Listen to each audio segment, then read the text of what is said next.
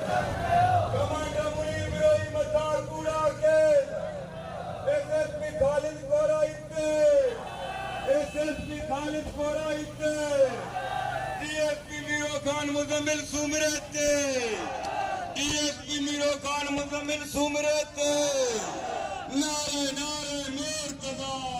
शहदादकोट में Pakistan peoples party शहीद भुट्टो जे सॾ ते शहर जे मुख़्तलिफ़ सियासी समाजी मज़हबी शहरनि क़ौम परस्तनि तंज़ीमुनि पारां शहीद भुट्टो जी मरकज़ी अॻवान मुनीर अहमद बिरोई मथां कराची पुलिस पारां कूड़ा केस दाख़िल करण ख़िलाफ़ कारकुननि जो कोटूमोटू चौक ते एहतिजाजी मुज़ाहिरो धरणो नारेबाज़ी। उन मौक़े ते अॻवान वज़ीर अली खोसो मोहम्मद जान बिरोई वाहब पंद्राणी उबदार मीरजद शब्बीर खान कुआड़ आसिम मक्सी मुजाहिद अवान कासिम सूमरो हमल खुश्क ऐं ॿियनि चयो त कराची पुलिस जी एसएसपी ख़ालिद मुस्तफ़ा कोराई शहीद भुट्टो अॻवान मुनीर बिरोई मथां नाजाइज़ केस दाख़िल करे संदसि सियासी साख खे नुक़सान पहुचाइण जी कोशिश करे रहियो आहे।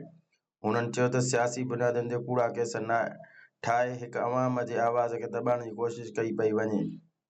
हुननि ख़बरदार कयो त जेकॾहिं इंतक़ामी कार्रवायूं बंदि न कयूं वयूं त एहतिजाजी तहरीक हलाई वेंदी।